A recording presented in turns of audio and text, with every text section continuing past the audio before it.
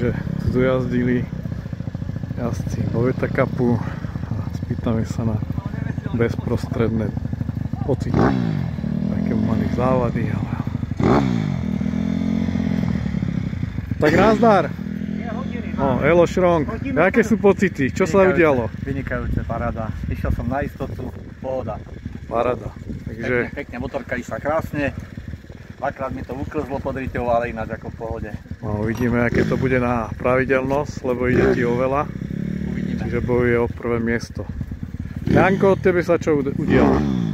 Přestalo to jet. Přestalo se to přidře.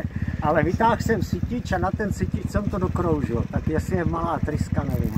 No, tak trápili sme sa pred touto jazdou so spojkami. Spojky vyzerajú byť dobré, ale zase niečo nevyšlo.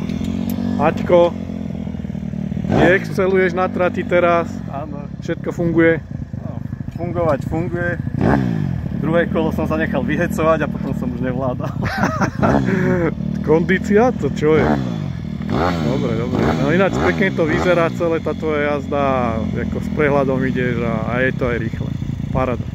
Ty Martin, povedz. Ja som spokojný, nenakladal som tomu tak ako na tréningoch, nedával som žiadne kolienka, išiel som na istotu, takže tak to má byť. V pohode. Uvidíme, aké to celé dopadne na tú pravidelnosť, ale dobre sa na to pozerá. Ako idete všetci pekne, aj tí zátačky zvládate úplne, ja som prekvapený, keď vidím zozadu na tých videách, že čo vydržia tí gumy, ako to je dovidenia. Hej no. A je to pekné. Dobre, ideme sa ešte Elišky spýtať, tá sa vyzlieka, kým sa nám nevyzleče. Eliška, ty to ako vidíš celé? Po stranách, ale jedu, ale no však dôležité je dojsť, zobrať body a z dievčat budeš zrejme prvá. Takže... No, to není tak těžké, když někdo nejede. No dobre, no však ale jedna je dolamaná, druhá nejde ďalej, hej, a však to, o tom je to pretekanie, takže nech sa ti darí aj v druhom preteku. Čau.